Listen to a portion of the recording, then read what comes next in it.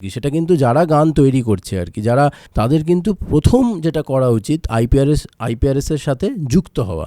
ওদের একটা ফর্ম আছে, সেই ফর্মটাকে পুরোপুরি ভরতে হবে। রনিদা স্পেশালি আমাকে বললো যে পডকাস্টটা খুব ভালো হচ্ছে। আমার মা গাইতেন হচ্ছে রেডিওতে, মায়ের নাম হচ্ছে মৌসুমী চ্যাটার্জি। 2004, 5, 6 তখন কিন্তু পুরোপুরি ক্যাসেটের সময় আর কি। তো এবার ক্যাসেট কেউ যদি নিয়ে চলে যেত সেটা আবার ফেরত দিত না। ভালো গান কি তৈরি হচ্ছে না? প্রচুর ভালো গান তৈরি হচ্ছে, মানুষ মনে রাখতে পারছে না। কেন? তার কারণ হচ্ছে মানুষের কনসেন্ট্রেশন কমে গেছে। আমি যে গান তৈরি করছি ছড়িয়ে পড়ে, আমি অনেক লোকের কাছে পৌঁছতে চাইছি আমার গানের মাধ্যমে। আমার প্রচুর গান আছে, এই গান, এবার সেই গানগুলো তো জনপ্রিয় নয়। যদি আমাকে গাইতে দেন আমি সেগুলোকে জনপ্রিয় করতে পারি। আমাকে লোকে কিন্তু আমার ওই গানটা গানা, তোর ওই গানটা ভালো।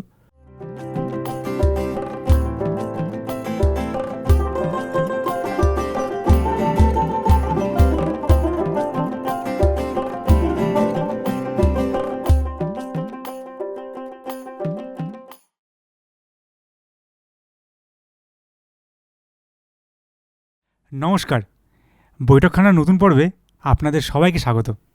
আশা করি আপনারা সবাই ভালো আছেন, সুস্থ আছেন এবং পরিবারের সঙ্গে আনন্দের দিন কাটাচ্ছেন। আমরা নিত্যদিন নতুন নতুন গান শুনি, নতুন নতুন গান নিয়ে চর্চা করি এবং আমাদের এই বাংলায় প্রায়শই নতুন নতুন শিল্পীরা উঠে আসে, যারা গান গায়, গান লেখে এবং গান নিয়ে চর্চা করে। আমরা আমাদের বৈঠকখানার পুরনো পর্বেও এরকম অনেক সঙ্গীত শিল্পীকে এখানে নিয়ে এসেছি। ঠিক সেরকমই আজকের আড্ডায় আমাদের যিনি অতিথি, তিনি একজন সঙ্গীত শিল্পী এবং তিনি স্বাধীনভাবে নিজের কাজ করেন এবং যথেষ্ট কষ্ট করে হোক বা সেটা আমি যাচ্ছি না, সেটা তিনি নিজে বলবেন তিনি কীভাবে কাজ করেন।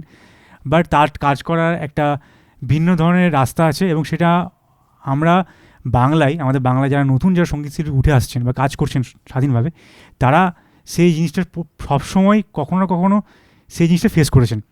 তো আমরা এই যাত্রাপথটা তার থেকে শুনবো এবং জানবো যে কীভাবে এই যাত্রাটাকে সাবলীলভাবে এগিয়ে নেওয়া যায় এবং হাসি মুখে গান গাওয়া যায়।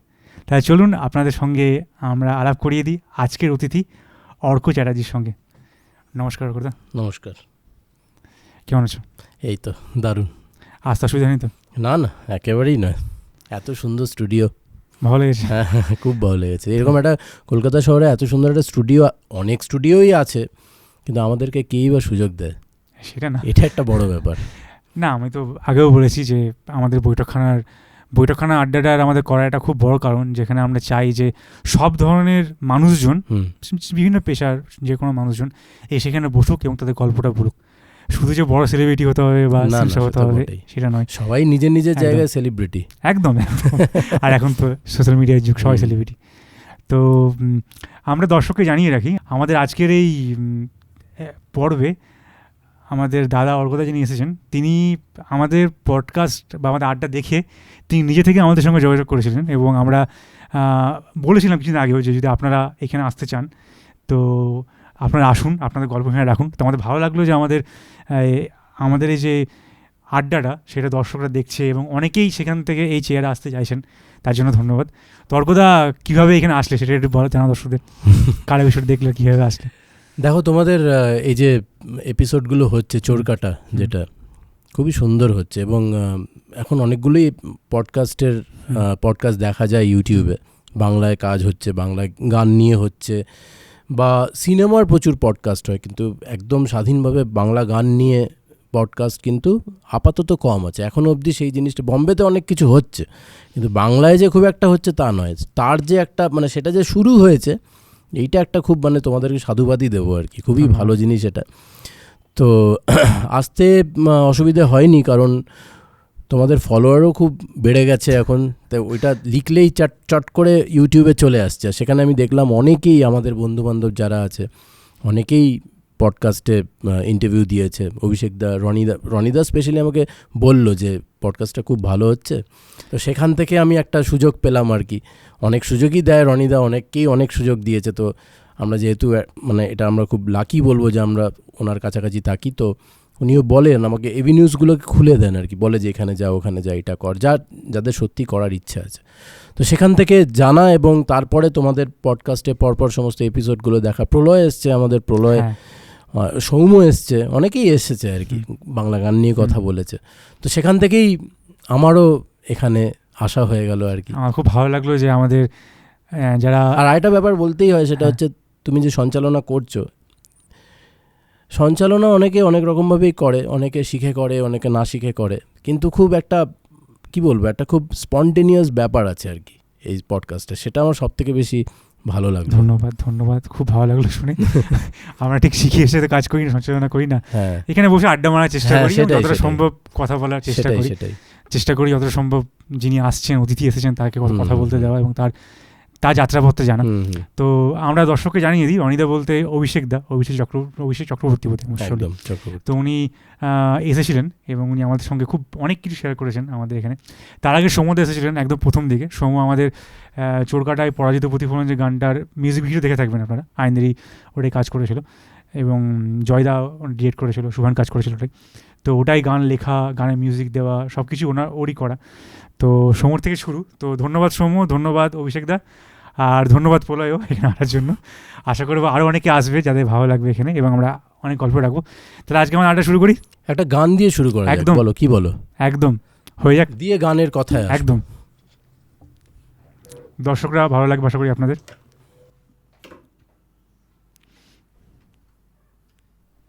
যে গানটা দিয়ে শুরু করছি, এই গানটা আমার 1 বছর হলো আমার একটি নতুন অ্যালবাম। এই অ্যালবামটির নাম হচ্ছে অন্যরকম। অন্যরকম, হ্যাঁ, ইউটিউবে গেলেই পাবে, অর্ক চ্যাটার্জি এই নামটা লিখলেই আমার ইউটিউব চ্যানেলে তুমি সমস্ত গানই পাবে। 5টি গান ছিল, তার যে প্রধান গানটা অন্যরকম গল্প, সেটা দিয়ে শুরু করছি এবং তারপরে কথায় আসছি, ঠিক আছে? হ্যাঁ।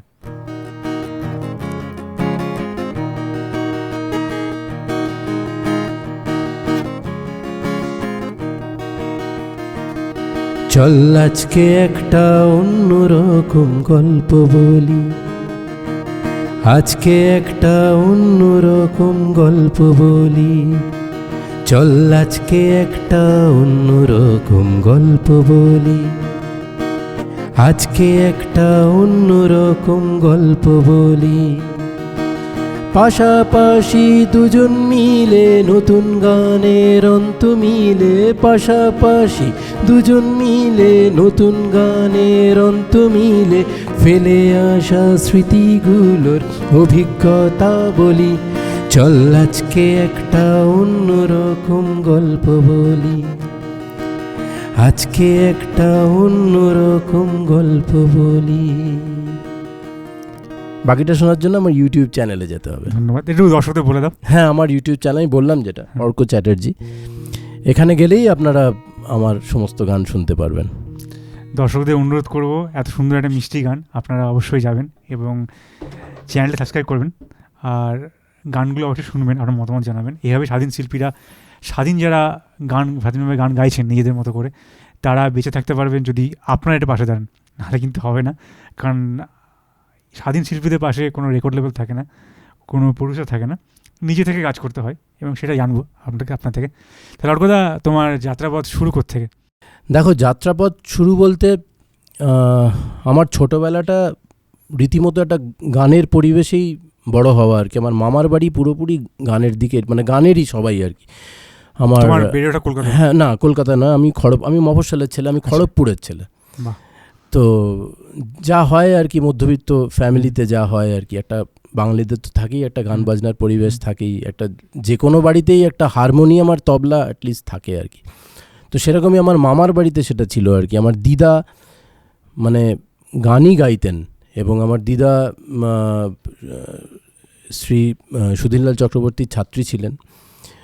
তো সেখান থেকে গানের ব্যাপারটা মানে চলে এসেছে আর কি। আমার বড় মামা, উনিও কম্পোজার, উনি প্রচুর গান নিজেও লিখতেন, এবং আমার মনে হয় আমি আমার বড় মামার ব্যাপারটাই পেয়েছি, গান লিখে সুর করার যে ব্যাপারটা, এইটা আমি আমার বড় মামার থেকেই পেয়েছি। তো উনি কি মানে তখন টিভিতে গান গাইছেন? টিভিতে শুধু না, আমার মা গাইতেন হচ্ছে এতে, রেডিওতে, আকাশবাণীতে। আচ্ছা, কাকিমার নাম কি? মায়ের নাম হচ্ছে মৌসুমী চ্যাটার্জি। উনি আকাশবাণীতে গান গাইতেন, এবং গল্প দাদুর আসরে উনি রীতিমতো মানে প্রতিনিয়ত অনুষ্ঠান করতেন, এবং আমার দিদা সুধীরলাল চক্রবর্তীর ছাত্রী ছিলেন। তো বড় মামা কম্পোজার ছিলেন, উনি প্রচুর, ওনার নাম হচ্ছে অনিমেষ ভট্টাচার্য, উনি প্রচুর অনুষ্ঠান উনি ঝাড়গ্রামে থাকতেন, সেই সময় প্রচুর অনুষ্ঠান করিয়েছেন এবং নিজে গান সুর দিতেন, সেখান থেকে গান তৈরি হতো, প্রচুর ক্যাসেট তৈরি করেছেন, প্রচুর সাঁওতালি গান নিয়ে কাজ করেছেন, সেসব এখন মানে অতীত আর কি। কিন্তু যাই হোক, সেখান থেকেই গানটা কিন্তু চলে এসেছে আর কি। আর আমার মনে হয় যে গানটা একটা জেনেটিক ব্যাপার আর কি, মানে কোথাও না কোথাও একটা জিন কাজ করে, যেখান থেকে কিভাবে যে গানটা ঢুকে যাবে কেউ কিন্তু এটা বলতে পারে না আর কি। তো সেখান থেকে গানে আসা আর কি। এবার যা হয়, স্কুলিং যেটা হয়, স্কুলে আমার সেন্ট্রাল স্কুল ছিল, সেখানে বিভিন্ন ভাষার গান হতো। মানে আমার এখনও মনে আছে, আমরা যে প্রেয়ার করতাম সেখানে শুধু যে আমরা মানে ওখানে একটা হিন্দির ওপরে একটা জোর ছিল আর কি। সেখানে আমরা বাংলা গানও গাইতাম, হিন্দি গানও গাইতাম, তেলেগু গানও গাইতাম, উড়িয়া গানও গাইতাম। তো একটা সব রকম ভাষাভাষীর গান শোনার একটা পরিবেশ ছিল। এবং আমি নিয়মিত ক্লাস 1 থেকে নিয়ে 12 অবধি আমার মনে হয় না আমি কোনো দিন প্রেয়ার অ্যাটেন্ড করেছি। আমি তখন ড্রাম বাজাতাম, ওই স্কুলের যে মার্চ মানে হতো আর প্যারেড হতো, সেখানে আমি ড্রাম বাজাতাম, স্কুলের সমস্ত স্কিট এই সমস্ত সব কিছুতেই পার্টিসিপেট করতাম। কিন্তু সামহাও আমি একটা মানে গান দিয়ে আমি একটা বেঁধে থাকতাম আর কি, ওর সাথে লিঙ্ক থাকতাম। তো সেইভাবেই গান আর কি চলে এসেছে আর কি। তারপরে যেটা হয় যে গান শোনা, প্রচুর গান শোনার পরিবেশ ছিল, যেটা ছিল ক্যাসেট কেনা, প্রচুর ক্যাসেট আমাদের বাড়িতে, হেন কোনো ক্যাসেট নেই যেগুলো আসতো না, প্রত্যেকটি ক্যাসেট আমরা শুনতাম এবং গান শুনে শুনে মুখস্থ হয়ে যেত আর কি। সেই পরিবেশটা কিন্তু বাড়ি থেকে এসেছে আর কি। তো তারপরে কলেজ, সেখানে গান শোনা, তো কলেজের ব্যান্ড যেটা হয় সব বাঙালিদেরই হয়, তখন মনে হয় একটা ব্যান্ড করি। তোর কোন কলেজ ছিল? আমি পড়তাম ব্যাঙ্গালোরে, আমি খড়গপুর থেকে আমি চলে গেলাম ব্যাঙ্গালোরে, সেখানে আমার বিএসসি, তারপর আমি এমএসসি করেছি। তো সেখানে যেটা ছিল আর কি, আমরা বন্ধুবান্ধব মিলে কে গান গাইতে পারে আর কি, কে বঙ্গ বাজাতে পারে, কে গিটার বাজাবে, সবাই মিলে আমরা একটা ছোট্ট ব্যান্ড তৈরি করলাম। সেটা ঠিক ব্যান্ডের নামও ঠিক দেওয়া হয়েছিল সেরকম কিছু না, অনেক ভাষার লোকজন ওর মধ্যে ছিল। হ্যাঁ, অনেক না, মেনলি বাঙালিরাই ছিল। যা হয় মফস্বল মানে বাইরে চলে গেলে যেটা হয়, সব বাঙালিরা কে বাঙালি আছে, সব বাঙালি একসাথে একত্র হলো, দিয়ে এবার বাংলা গান মানেই হচ্ছে কে কী গান, কে নচিকেতা শুনেছে, কে সুমন শুনেছে, কে ফসিলস শুনেছে, এই আর কে সলিল চৌধুরী শুনেছে, এই সবাই মিলে একত্র হয়ে কে কোন গান ভালোবাসে, এখান থেকে কিন্তু সব গান চলে এলো আর কি। এবার কে কোন ভালো গান গাইতে পারে, সেখান থেকে একটা ব্যান্ড তৈরি হলো, সেখান থেকে গান গাওয়া, এইটা কিন্তু চলে আসছে। কিন্তু তখনও ভাবিনি যে বাংলা গান তৈরি করব, বাংলা কারণ এইটা আমরা জানতাম না যে কোথায় স্টুডিও, কিভাবে এইগুলো হয়, কিভাবে রেকর্ড, মানে তখন কিন্তু পুরোপুরি ক্যাসেটের সময়। এটা কোন সাল বলছো? এটা আমি তোমাকে বলছি 2002ও নয়, মানে কলেজ আর কি 2004, 5, 6, তখন কিন্তু পুরোপুরি ক্যাসেটের সময় আর কি। রীতিমতো আমরা ক্যাসেট শুনছি, তারপরে আস্তে আস্তে সিডির সময়টা ঘুরছে আর কি। তো আমাদের কাছে ওয়াকম্যান থাকতো, বিভিন্ন রকম ক্যাসেট থাকতো, সব ক্যাসেট জমা করতাম আর কি। এবার সেই মানে ক্যাসেট মানে কি, আমাদের ব্যাটারি কেনার পয়সার একটা ব্যাপার ছিল আর কি। ব্যাটারি শেষ মানে আবার ক্যাসেট শোনা যাবে না, আবার ধার করে টাকা নিয়ে আবার ব্যাটারি কিনে আবার ক্যাসেটটা তো থাকতো। এবার ক্যাসেট কেউ যদি নিয়ে চলে যেত, সেটা আবার ফেরত দিত না। কিন্তু এই যে প্রসিজিওরটা ছিল আর কি, এটা খুব হেলদি একটা প্রসিজিওর ছিল। মানে এই যে কষ্ট করে আমি একটা ক্যাসেট লোকের কাছ থেকে যদি আমি চুরি করেও নিই, কেন নিচ্ছি সেটা? গান শোনার জন্য। এবং গানটার আমি এটা সবসময় বলি, এখন যেমন অনেক কিছু অ্যাভেলেবিলিটি হয়েছে ইউটিউবের জন্য, আজকে তুমি একটা গান রিলিজ করতে পারছো, সেটা আসছি পরে আমরা। কিন্তু একটা ড্রব্যাক হচ্ছে গিয়ে, একটা খারাপ জিনিস, গান বা যে কোনো মানে এন্টারটেনমেন্ট জিনিসপত্র এত বেশি অ্যাভেলেবেল হয়ে গেছে যে মানুষের ওই ধৈর্যটাই নেই যে আমি একটা জিনিসপত্র ভালো করে শুনবো বা সম্মান দেবো, ও ঠিক আছে আরেকটা শুনে নেবো। মানুষ কনসেন্ট্রেট করতে পারছে না, এটা হচ্ছে মেন। শুধু গানের ক্ষেত্রেই নয়, মানে যে কোনো ক্ষেত্রেই হয়েছে আর কি। মানে ধরো ইউটিউবে বা একটা নেটফ্লিক্সে একটা কোনো জিনিস আমি দেখছি বা শুনছি, আমি তো জানি ব্যাক অফ দ্য মাইন্ড আমার আরেকটা জিনিস আছে, যে আমি ফাট করে ওটা এবার একটা জিনিস না দেখি আরেকটা জিনিসে শিফট করে যাচ্ছি। সেটা আমাদের বইয়ের সময় বা গানের সময়, ক্যাসেট, আমাকে তো এই ফিতেটা পুরোটা ঘুরলে তবেই আমরা প্রত্যেকটা গান শুনবো এবং আবার ঘুরে আসতে হবে। এই করতে গিয়ে তো গানটা পুরো শোনা হয়ে যেত এবং মুখস্থ হয়ে যেত। কোনো গান তুমি এখন যে সমস্ত গান, ভালো গান কি তৈরি হচ্ছে না? 100% তৈরি হচ্ছে, প্রচুর ভালো গান তৈরি হচ্ছে, মানুষ মনে রাখতে পারছে না। কেন? তার কারণ হচ্ছে মানুষের কনসেন্ট্রেশন কমে গেছে। এবার সবার তো আর ওই পাগলামিটা থাকবে না যে আমি কনসেন্ট্রেট করে 10টা গান শুনবো আজকে, আমি 10 দিন ধরে 10টা গান, সেটা তো সম্ভব নয়। আবার যুগটাও চেঞ্জ হয়ে গেছে, এত কাজ মানুষের কাছে, এত টাকার চাহিদা, নাহলে মানুষ সাস্টেন করতে পারবে না। সেখান থেকে কিন্তু কি হচ্ছে, ওই ফোকাসটা থাকছে না, নড়ে যাচ্ছে। গান তো অনেক পরে আসছে, তার আগে জীবিকা, সেটা চালাতে গান তো একটা সাপোর্ট সিস্টেম আর কি। তো সেইটা মানুষ তখন খেয়েই হারিয়ে ফেলছে আর কি, এটাই প্রবলেম এখন। তো জীবিকা থেকে কাটলাম, দুঃখিত। তো আমি বলছিলাম যে জীবিকার নিয়ে যে কথাটা বললে, তা তুমি জীবিকা হিসেবে তুমি কি এখন শুধু গানই গাইছো, না মানে অন্য কোনো পেশাগত অন্য কাজও করছো? দেখো, আমি একটা চাকরি করি। আচ্ছা। এমন নয় যে আমি পুরোপুরি গান বাজনা করছি আর কি, আমি একটা চাকরি করছি। কারণ শুধু গান বাজনা করে কিন্তু নিজের গান গাইবো এবং সাস্টেন করব এখানে, সেই সময়টা এখনও হয়তো আসেনি, আমার ক্ষেত্রে আসেনি। এলে ভালো, কিন্তু এখন আমাকে একটা চাকরি করতে হচ্ছে। আমি চাকরিটাকেও অত্যন্ত রেসপেক্ট করি আর কি, সেখান থেকে আমি একটা উপার্জন করছি এবং তার সাথে আমি চেষ্টা করছি যে আমার গান, আমি যে গান তৈরি করছি সেই গান যাতে ছড়িয়ে পড়ে। আমি অনেক লোকের কাছে পৌঁছতে চাইছি আমার গানের মাধ্যমে। আর এখন প্রবলেমটা হচ্ছে, প্রচুর মাধ্যম আছে পৌঁছে যাওয়ার, কিন্তু কতটা যে আমি সত্যি সত্যিই পৌঁছতে পারছি সেটা একটা, সেই মাপকাঠিটা আর কি, মানে খুব, মানে সেটা ঠিক কনফিউজিং আর কি। আমি জানি না কটা লোকের কাছে আমি পৌঁছতে পারছি। যতক্ষণ না তোমার কাছে একটা ইউটিউবে কমেন্ট আসছে বা লোকে জানাচ্ছে, তুমি বোঝাটা খুব মুশকিল। হ্যাঁ, ইউটিউব শুধু কমেন্ট কি, মানে কমেন্ট তো আমার ধরো অনেকই আসছে, বা একটা রেভিনিউ তো জেনারেট হতে হবে সেখান থেকে। কিন্তু এই রিজিনাল গান, মানে নিজের কথা, নিজের সুর লোককে শোনাবো, যে মানে শোনাচ্ছি তা নয়, অনেক লোকে ভালোও লাগছে অনেকের, কিন্তু অরিজিনালি যখন আমি সেই গানগুলোকে নিয়ে, মানে ধরো একটা অনুষ্ঠান করব আর কি, সেই অনুষ্ঠানে আমাকে একজন অর্গানাইজার, সে প্রথমেই জিজ্ঞেস করবে তুমি কার গান গাও। সেই প্রশ্নটাই খুব ইনভ্যালিড একটা মানে কথা আর কি। তুমি কার গান, মানে ও এটা বুঝতে পারছে না, বা ও জানেও না। আমি ওকে যে ধরো বলছিও এটা, যে আমি আমার গান গাই আর কি, আমার প্রচুর গান আছে, এই গান। এবার সেই গানগুলো তো জনপ্রিয় নয়, আমি বোঝাবো কি করে যে আমার গানগুলো, আমি যদি আমাকে গাইতে দেন ওই ফোরামে, আমি সেগুলোকে জনপ্রিয় করতে পারি। কিন্তু সেই জায়গা অবধি তারা তো তখন তারা জিজ্ঞেস করছে তুমি অরিজিৎ সিংয়ের গান গাও কিনা, তুমি আর কোনো অন্য আর্টিস্টের গান গাও, দুটো কিশোর কুমার গাইতে হবে। কিন্তু আমি যদি দুটো অরিজিৎ সিং বা দুটো কিশোর কুমার গাই, এটা নয় যে আমি গাইতে পারি না বলে ওদেরকে করছি। কিন্তু আমি তো আমার নিজের আমার যদি 1 ঘন্টা স্লট হয়, আমি তো নিজের 4টে গান তো চলে যাচ্ছে, আমার বাদ চলে যাচ্ছে। আর আমার মানে মূল লড়াইটাই হচ্ছে আমার নিজের গান গাওয়ার লড়াইটা। তো সেখানে তো আমি কম্প্রোমাইজ করতে পারবো না, এইটা হচ্ছে সমস্যা। না, এটা নিয়ে আমরা অনেক আগের কথা বলেছি এবং হয়তো পরেও আগে বলবো, যে কি অভিষেক দা সৌম একবার এখানে এসে বলেছিল, সময় বোধহয় মোস্টলি বলেছিল যে কীভাবে ওই ইভেন্টে কাজ করতে গেলে গান সবকটা গান গাইতে দেওয়া হয় না, নিজস্ব গান গাওয়ার অসুবিধা আছে।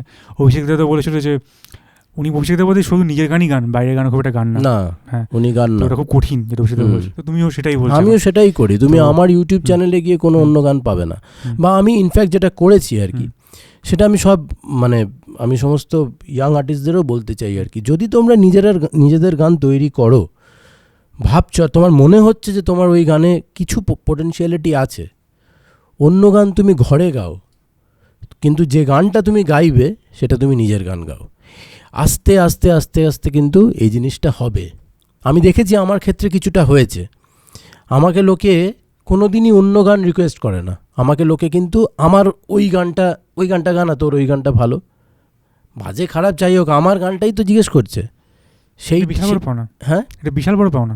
পাওনা মানে কি, এটা কিন্তু কষ্ট করে তৈরি, কষ্ট বলবো না, আমি স্ট্রাগল ওয়ার্ডটা না বিশ্বাসী নই। আমি খুব বিশ্বাস নেই। এই স্ট্রাগল বলে কিছু হয় না, মানে হওয়ার মানে সেটাকে নাম দিলে স্ট্রাগল, কিন্তু জিনিসটা কি, কেউ যদি গান বাজনা ভালোবাসে না, কারোর মধ্যে যদি মজ্জার মধ্যে এই জিনিসটা থাকে, সে ওটাই করবে। আমার একটা ডিফারেন্ট টেক আছে, যে আমি যে জিনিসটা ভালোবাসি, আমি যদি সেটাই করছি তাহলে স্ট্রাগল কেন? হ্যাঁ, সেটাই, আমারও সেটা একই মত। আমি সেটাকে স্ট্রাগল বলে মনে করি না। কেউ যদি অন্য জায়গায় ফিজিক্যাল স্ট্রাগল আছে, ফিজিক্যাল স্ট্রাগল আছে, যেগুলো সঙ্গে থাকবে। স্ট্রাগল মানুষ অসুস্থ হচ্ছে, হসপিটালে গিয়ে মানে খাচ্ছে মানুষ, সেটাকে মানুষ স্ট্রাগল বলে। গরিব মানুষ প্রচুর খেতে পাচ্ছে না, সেটাকে স্ট্রাগল বলে। কিন্তু আমি প্রচুর কষ্ট করছি, 12 বছর ধরে আমি স্ট্রাগল করেছি, ধাক্কা খেয়েছি, করেছি, এইটা কিন্তু আমার তোমার ভালোবাসার কাজটাই করছি, জোর করেনি। তোমার কাছে অপশন ছিল, কারণ আমিও একটা কাজ করছি স্বাধীনভাবে, তুমিও করছো, ভালোবেসে করছো। এটা যদি মানে আমার মনে হয় এটা ডিমিং করা হয়, নিজে ভালোবাসা কিছু নয়। কিন্তু কিছু কি জানো তো সাবির, কিছু জিনিস আছে, যেমন প্রত্যেকটা শিল্পীরই না একটা ইগোর ব্যাপার থাকে আর কি, ইগোয়েস্টিক হয় শিল্পীরা।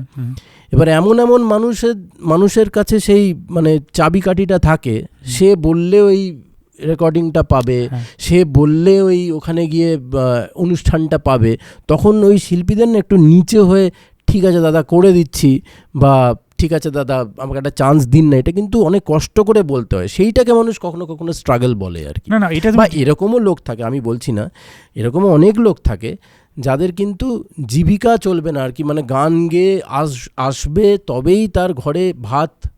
না এটা তো তুমি যেটা বলছো এটা খুব রেসপেক্টফুল জায়গা, আমি সেটা বলছি না। আমি বলছি যেটা অভিষেকের সময় কথা বলতে কি হচ্ছিল, যে আমি যখন কোনো কাজ করছি সেই কাজটাকে স্ট্রাগল বলাটাকে মানে স্ট্রাগল করা ঠিক আমিও মানি না। ঠিক আছে, আজকে আমি কাজ করতে আসলাম, এখানে আসলাম আমার একটা কাজ করার জন্য, হয়তো আমি একজন পরিচালক হিসেবে কোনো আমি একটা প্রযোজককে আমি অ্যাপ্রোচ করছি, সে আমাকে বললো যে এই সিনটা আমি এরকম চাইছি, আমি নেগোশিয়েট করলাম, যদি সেটা আমার মোরাল গ্রাউন্ডের সঙ্গে ব্রেক করে আমি কাজটা করবো না, যদি দেখি যে একটা এন্টারটেনমেন্ট হচ্ছে ওকে আমি সেটা করতে পারি, এইটা এগ্রি করা যেতে পারে, ঠিক আছে এটা একটা স্ট্রাগল হলো, আমি এটা আমার পয়েন্ট অফ ভিউতে বেরিয়ে আসলাম।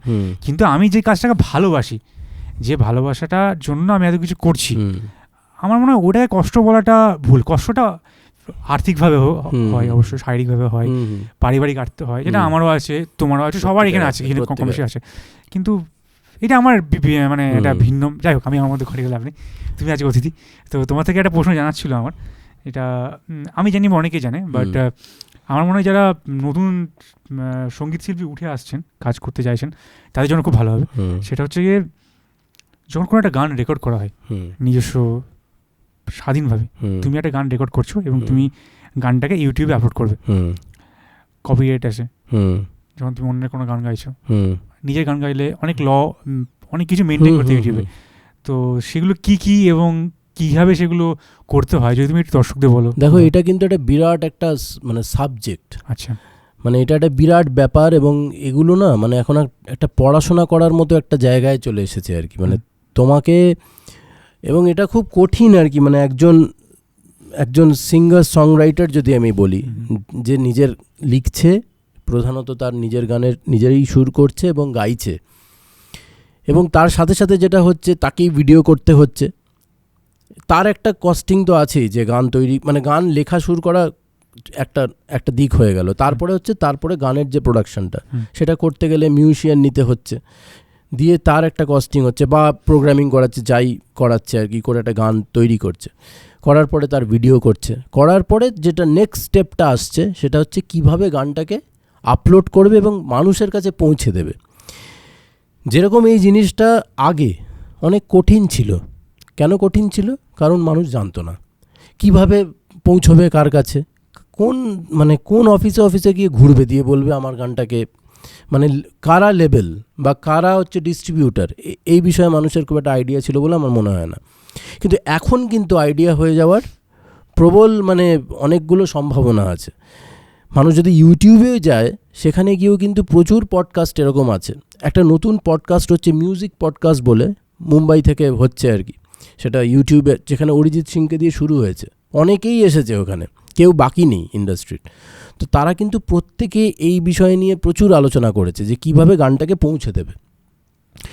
এবং তোমাকে জানতে হবে যে আইপিআরএস বলে একটা জিনিস আছে, সেটা হচ্ছে ইন্টেলেকচুয়াল প্রপার্টি রাইট, যেটা আর্টিস্টদের মানে প্রধান জিনিস আর কি। সেটা কিন্তু যারা গান তৈরি করছে আর কি, যারা লিরিসিস্ট বা যারা কম্পোজার, তাদের কিন্তু প্রথম যেটা করা উচিত আইপিআরএসের সাথে যুক্ত হওয়া, সেই জন্য লাইসেন্স করতে হয়। একদম। সেটা কিভাবে করতে হবে সেটা প্রথম তোমাকে আইপিআরএসের ওয়েবসাইট আছে www.iprs.com সম্ভবত এটাই, এবং তাদের অফিস আছে পার্ক স্ট্রিটে, সেখানে গিয়ে তোমরা যোগাযোগ করতে পারো। এবং সেখানে গিয়ে তোমার যদি এটার প্রসিজিওরটা কি আমি একটুখানি বলি, এটা জানাটা সবারই দরকার। সেটা হচ্ছে তোমার যদি কোনো গান এখনও অবধি একটা গানও যদি ডিস্ট্রিবিউট হয়ে থাকে, তার মানে ডিস্ট্রিবিউশনের মানে হচ্ছে কোনো গান যদি স্পটিফাই বা গানা বা উইঙ্ক মিউজিক এই ধরনের প্ল্যাটফর্মে যদি একটা গানও থেকে থাকে, তাহলে সেই গানের লিঙ্ক দিয়ে ওদের একটা ফর্ম আছে, সেই ফর্মটাকে পুরোপুরি ভরতে হবে। তোমার নাম কি, তোমার এই প্যান নাম্বার, ওই সমস্ত কিছু দিয়ে তোমার ইউটিউবের যে চ্যানেলের যে লিঙ্ক দিয়ে তোমার, এবং ওই যে ধরুন স্পটিফাইয়ের লিঙ্কটা, সেটাও যদি মানে সেটাও দিতে হবে আর কি, সব দিয়ে আইপিআরএসকে পাঠাতে হবে। এবং ওদের একটা নমিনাল ফিজ আছে, সেইটা পাঠিয়ে ওদেরকে অ্যাপ্রোচ করতে হবে যে আমি এরকম একজন আর্টিস্ট, তো আমি তোমাদের সাথে যুক্ত হতে চাই। তো সেই প্রসিজিওরটাকে ফলো করতে হবে এবং তারপরে যেটা হয় সেই ফর্মটা মুম্বাই যায়, সেখান থেকে আবার ব্যাক করে আসে, তারপরে তোমার সাইন ফাইন করতে হয়, করে তারপরে তুমি ওদের আর্টিস্ট হলে। এরপরে কিন্তু নেক্সট স্টেপটায় যে কোনো সিঙ্গার সংরাইটার বা যে কোনো ক্রিয়েটারের যাওয়া উচিত। সে নেক্সট স্টেপটা কী? সেই নেক্সট স্টেপটা হচ্ছে গানের ডিস্ট্রিবিউশন। এবার অনেকগুলো লেভেলে তুমি পৌঁছবে কী করে? এই যে SVF আছে, তারপরে তোমার কি বলে SVF মিউজিক আছে, বা তোমার কি বলে কি কি আরও তো প্রচুর অনেক কি নাম মনে পড়ছে না এখন, অনেক কিছুই আছে, মানে এদের সাথে একদম কাজ করি না তো এই জন্য নামগুলোই ভুলে যাচ্ছি। অনেক অনেক অনেক অনেক বড় বড় টি সিরিজ আছে, সারেগামা আছে, অনেকগুলোই আছে। এবার ওদের কাছে তুমি যদি ওদের অফিসে যাও, গিয়ে বলো আমার একটা গান আছে, সেটা জানি না কতটা ওরা করবে বা করবে না, হয়তো করতেও পারে, সেরম লোক হলে করবে। কিন্তু এটা যদি তুমি না করো, তোমার যদি অন্য পথটা বেছে নাও, তাহলে কিন্তু এই ব্যাপারটা করা যাবে। কিভাবে করা যাবে? তোমাকে কিন্তু অনেকগুলো অনলাইন প্ল্যাটফর্ম, যেমন বিলিভ মিউজিক আছে বা CD বেবি আছে, অনেকগুলো আছে এরকম, গো অর্চার্ড বলে একটা আছে, সেখানে গিয়ে তোমাকে রেজিস্ট্রেশন করতে হবে। রেজিস্ট্রেশনের একটা নমিনাল ফিজ, ধরো গো অর্চার্ড বলে একটা আছে, সেখানে একটা অ্যামাউন্ট ওরা নেয়, তুমি বছরে যত খুশি গান ওখানে ডিস্ট্রিবিউট করতে পারবে। তার মানে কি সমস্ত অডিও প্ল্যাটফর্মে তোমার গানগুলো চলে যাবে, তার মানেই হচ্ছে তোমার ওই এভিনিউটা খুলে যাচ্ছে। তারপরে যখন যাহাতক তোমার ওই গানগুলো ওখানে চলে গেল, তখন তুমি আবার IPRSকে ট্যাগ করবে যে আমার এই গান। তখন IPRS কী করবে? তোমার গানের কিন্তু কোড জেনারেট করে দেবে। এবার পরবর্তী ক্ষেত্রে তোমার যদি মনে হচ্ছে তোমার এই গানটা কোনো সিনেমায় যাচ্ছে, যখন তোমার কোনো কম্পোজার বা কোনো প্রোডিউসার, প্রোডাকশন হাউস সেই সিনেমায় ওই গানটা নিচ্ছে আর কি, তখন কিন্তু তোমাকে ওই কোডটা বলে দিতে হবে যে আমার কিন্তু এটা কোড আছে। তারপর এবার তাতে কি হবে? কম্পোজার বা লিরিসিস্ট বা যেই হোক বা সিঙ্গার, যারা যারা গানটার সাথে জড়িত আছে, সবাই কিন্তু ওখান থেকে একটা রেভিনিউ পাবে। তার মানে তোমার গান তুমি দিচ্ছ এবং সেখান থেকে তুমি কিছু না কিছু উপার্জন করছো। যে তুমি খালি দিয়ে দিলে আর দেখতে পেলে যে এখানে গানটা বাজছে, তা শুধু নয়, তুমি কিছু না কিছু পাচ্ছ। তখনই কিন্তু খেলাটার আসল মজাটা বোঝা যাবে। তো এইগুলো কিছু উপার্জন করতে না, হ্যাঁ একদমই তাই। উপার্জনের থেকেও বড় কথা, তোমার গানটা মানে একটা স্বীকৃতি পাচ্ছে আর কি। সব জিনিস মানে একটা, তুমি একটা বাজার থেকে ছোট জিনিস কাটছি, ধরে নাও গানটার লিরিসিস্ট একজন, গায়ক একজন, কম্পোজিটর একজন, এটা ম্যাক্সিমাম ক্ষেত্রে হয়। সেক্ষেত্রে কার কাছে IPRSটা যাবে, মানে কার নামে থাকবে? তিনজনের নামটাই যাবে একসঙ্গে? তিনজনের নাম। তুমি যদি স্পটিফাইয়ে তুমি দেখো, স্পটিফাইয়ে তুমি যদি ওখানে ক্রেডিটসে গিয়ে দেখো, যদি সিঙ্গার আলাদা ক্রেডিট তার নাম দেওয়া থাকবে, কম্পোজারের জায়গায় আলাদা এবং লিরিসিস্টের জায়গায় আলাদা, তার মানে তিনজনই টাকা পাবে। এটাই প্রসিজিওর। আর এটা কিন্তু সমস্ত আজকে যারা গান বাজনা তৈরি করছে বা ভাবছে নিজের গান, তাদেরকে প্রথমে ওটা করতে হবে। আমি দর্শকদের হয়ে এই প্রশ্নটা করলাম, কারণ আমাদের চোরকাটাতেও প্রচুর মিউজিক এর আগে আপলোড হয়েছে এবং আছে, তো আমরা কম বেশি প্রসেসটার মধ্যে দিয়ে গেছি, আমরা জানি, এবং যেসব সঙ্গীত শিল্পে কাজ করেছি আমরা জানি।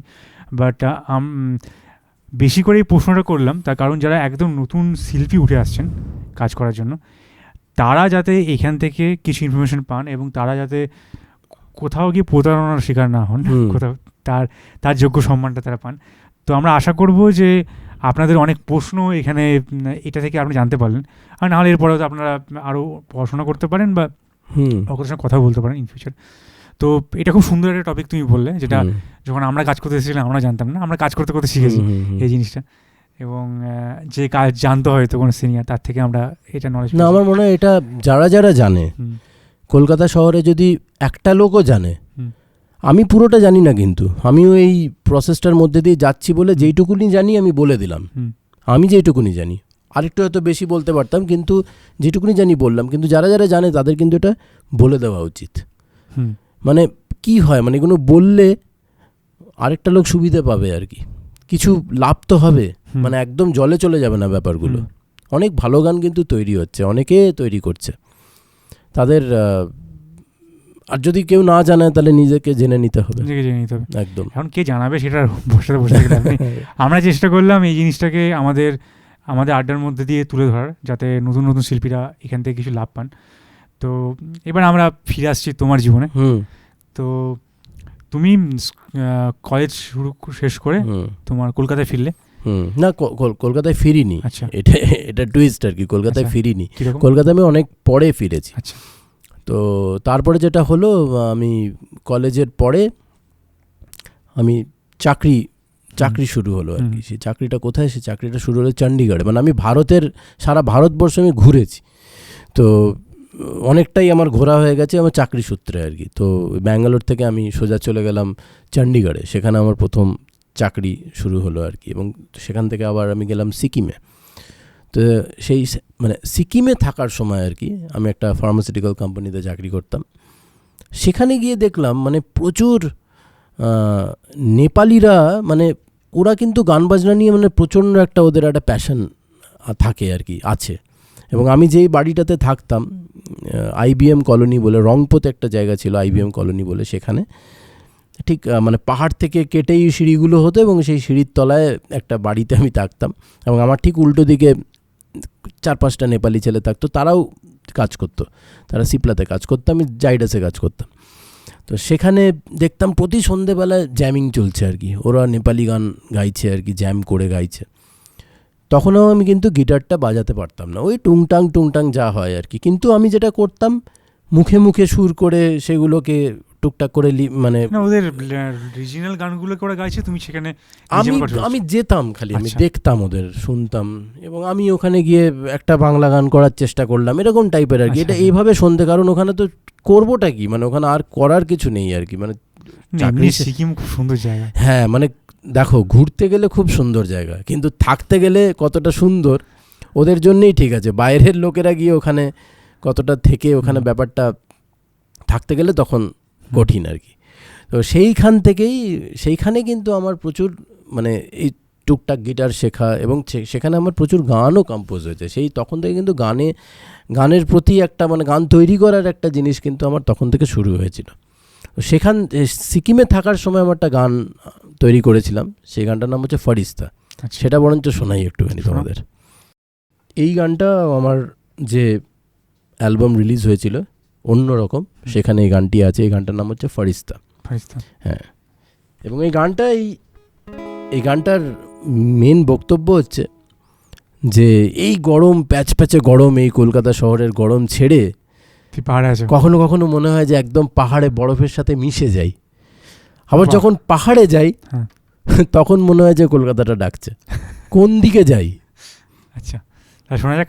দর্শকরা আপনারা তাহলে তৈরি, শুরু করুন।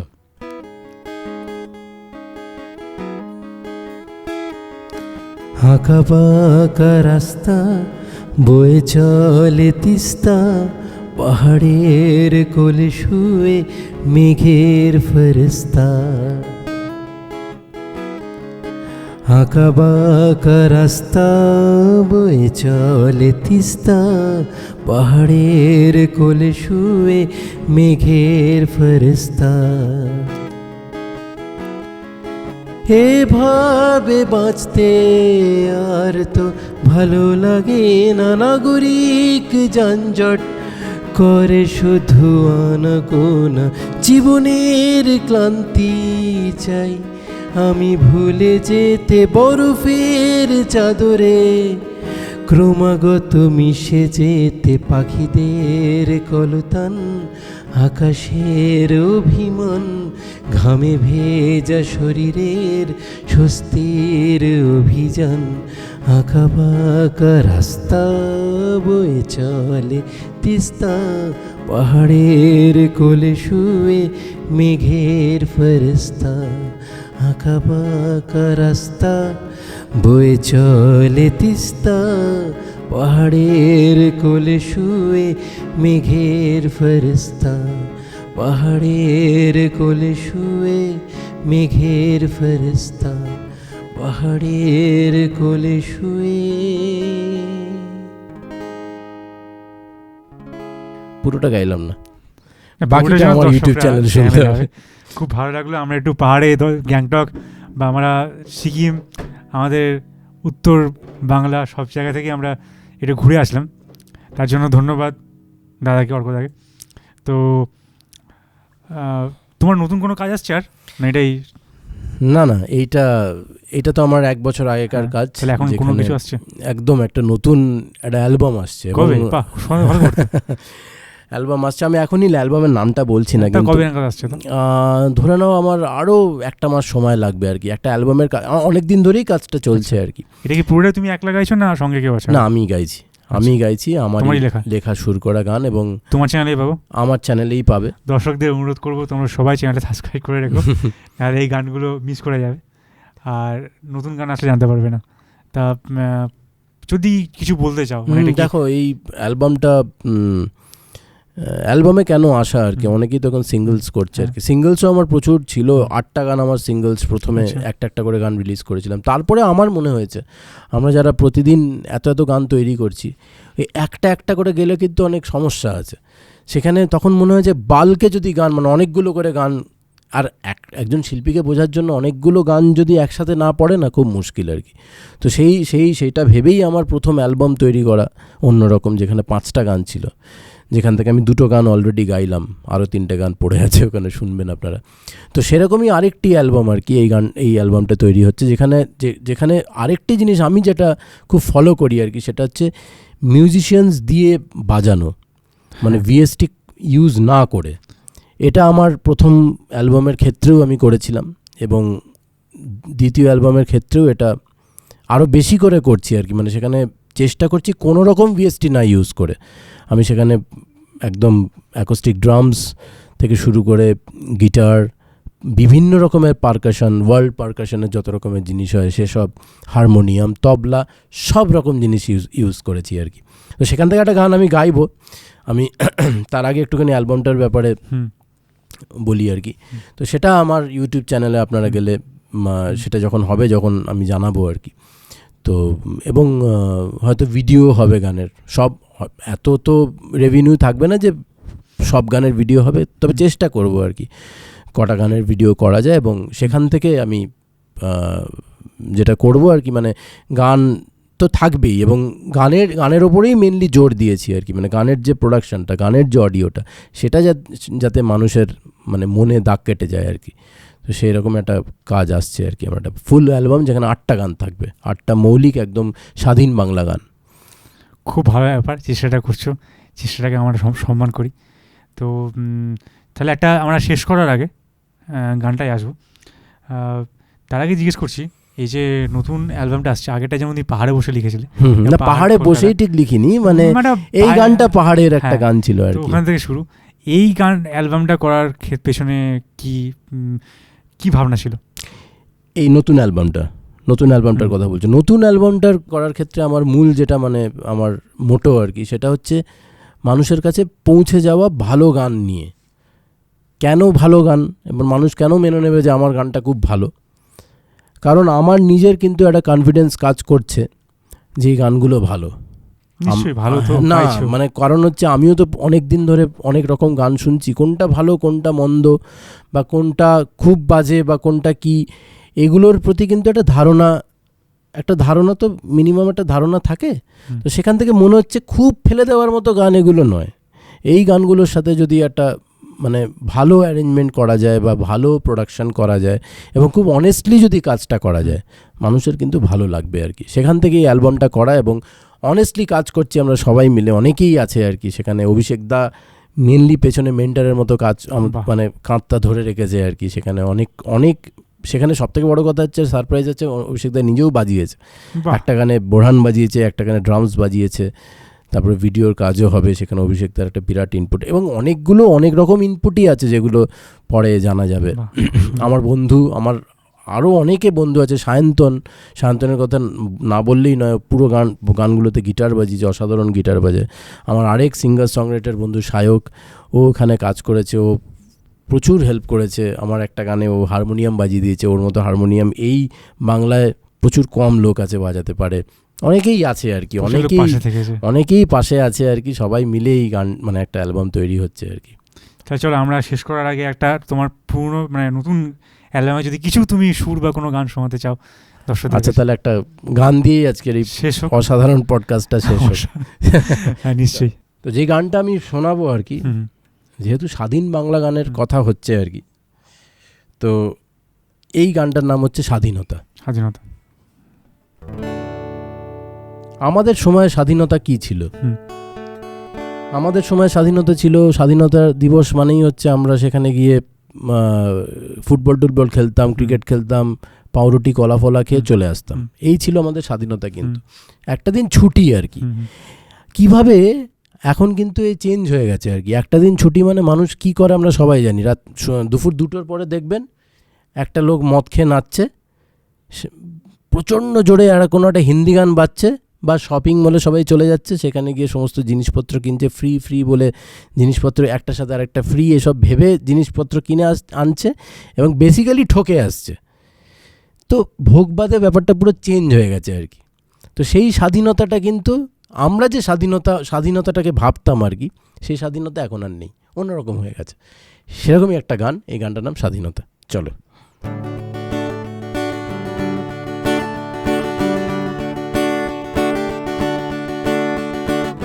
স্বাধীনতার মানেই এখন অন্যরকম, স্বাধীনতার মানেই এখন অন্যরকম। আসল স্বাধীনতার মানে বুঝলো কজন? স্বাধীনতার মানেই এখন অন্যরকম, স্বাধীনতার মানেই এখন অন্যরকম।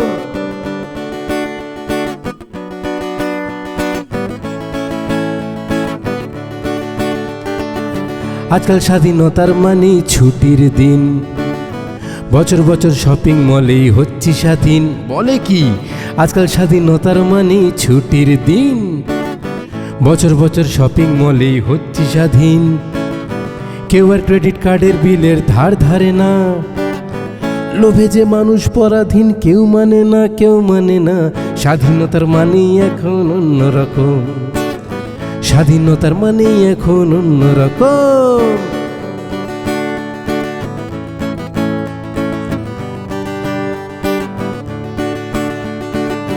বিক্রি স্বাধীনতা এখন রাস্তার ধারে, হরেক রকম তিরঙ্গা মিলছে বাজারে। বিক্রি স্বাধীনতা এখন রাস্তার ধারে, হরেক রকম তিরঙ্গা মিলছে বাজারে। বিশেষ দিনে স্বাধীনতা উতলে পড়ে, মাতাল হয়ে নাচছে যে দেশ লাউড স্পিকারে, লাউড স্পিকারে। স্বাধীনতার মানেই এখন অন্যরকম, স্বাধীনতার মানেই এখন অন্যরকম।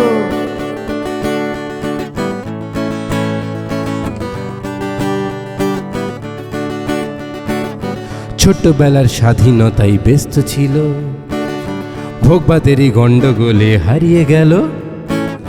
ছোট্টবেলার স্বাধীনতাই ব্যস্ত ছিল, ভোগবাদেরই গণ্ডগোলে হারিয়ে গেল।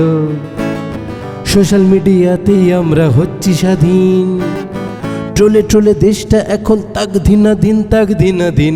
স্বাধীনতার মানেই এখন অন্যরকম, স্বাধীনতার মানেই এখন অন্যরকম।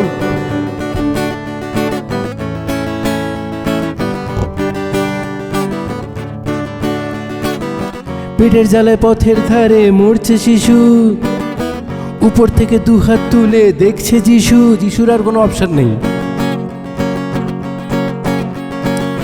পেটের জ্বালায় পথের ধারে মরছে শিশু, উপর থেকে 2 হাত তুলে দেখছে যিশু। কারাপশনের ধর্মগুরু দেশের পিতা, আতপেটাকে কিসের ভাটের স্বাধীনতা। জওয়ানের রক্ত চুষে রাষ্ট্র গড়ে,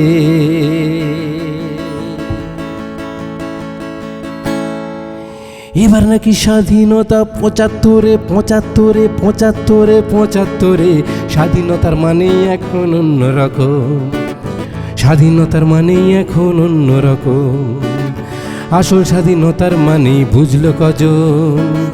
স্বাধীনতার মানেই এখন অন্যরকম, স্বাধীনতার মানেই এখন অন্যরকম, স্বাধীনতার মানেই এখন অন্যরকম, স্বাধীনতার মানেই এখন অন্যরকম, স্বাধীনতার মানেই এখন অন্যরকম, স্বাধীনতার মানেই এখন অন্যরকম। খুব সুন্দর, খুব সুন্দর। আমাদের এখানে যারা আছেন আমাদের টিমের মেম্বার, তারাও খুব আনন্দ পেয়েছেন গানটা শুনে। প্রথমবার আমাদের এখানে এসে এরকম যে গানটা আসছে সেটা গাওয়ার জন্য ধন্যবাদ। অ্যালবাম পুরো অ্যালবাম। তো আমরা দর্শকদের বলবো অবশ্যই আপনারা চোখ রাখবেন ওনার চ্যানেলে এবং হয়তো গানটা খুব শীঘ্রই আসবে। তুমি দর্শকদের কিছু বলতে চাইবে, তোমার দর্শক যারা? একটাই কথা বলতে চাই যে গানে থাকবেন, সুরে থাকবেন এবং ভালো থাকবেন। ধন্যবাদ। খুব সুন্দর একটা কথা বললে। আমাদের এই শোতে আসার জন্য ধন্যবাদ, আমাদের সঙ্গে আড্ডা মারার জন্য ধন্যবাদ, এবং অনেক কিছু জানতে পারলাম আমরা, আমাদের দর্শকরা অনেক কিছু জানতে পারলো, এবং নতুন অ্যালবাম যারা আসছে তার জন্য আমার তরফ থেকে শুভেচ্ছা, আমাদের বৈঠকখানাপুর টিমের তরফ থেকে শুভেচ্ছা যারা এখানে আসে, এবং আমাদের আশা করি আমার দর্শকরাও খুব আনন্দ পেয়েছে এবং তারা আপনাকে সাপোর্ট করবে। তো আজকের জন্য এখানে শেষ করছি, আশা করছি আবার দেখা হবে, এবং তোমার নতুন গানের জন্য, নতুন অ্যালবামের জন্য অনেক অনেক শুভেচ্ছা আমাদের সবার তরফ থেকে। ধন্যবাদ। ভালো থেকো, নমস্কার। নমস্কার। তো দর্শকরা, আপনারা দেখলেন একজন নতুন সঙ্গীত শিল্পী, নতুন স্বাধীন সঙ্গীত শিল্পী, যিনি স্বাধীনভাবে নিজের যাত্রাটাকে নিয়ে যাওয়ার চেষ্টা করছেন, নিজের নাম করার চেষ্টা করছেন। একটা অ্যালবাম তো আবার বেরিয়ে গেছে এবং আরেকটা অ্যালবাম আসছে, যার গানটা আপনারা শুনলেন, বেশ সুন্দর একটা সুর।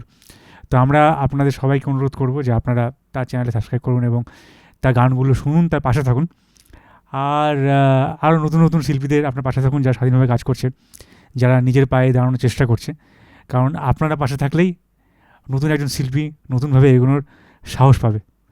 তাহলে আর বকবক করবো না, আজকের দিনটা আপনারা ভালো থাকুন, আমাদের চ্যানেলে সাবস্ক্রাইব করুন। আর যদি আপনারা কেউ এই আমাদের এই আড্ডাতে, বৈঠকখানা আড্ডাতে আসতে চান, অবশ্যই জানাবেন। আমাদের সমস্ত কিছু ডিটেলস আমাদের ইউটিউবে ডিসক্রিপশনে পেয়ে যাবেন, বা আমাদের ফেসবুক পেজে হয়তো পেয়ে যেতে পারবেন। তো আজকের মতো শেষ করছি, সবাই ভালো থাকবেন, সুস্থ থাকবেন, মজা করবেন, গান শুনবেন। নমস্কার।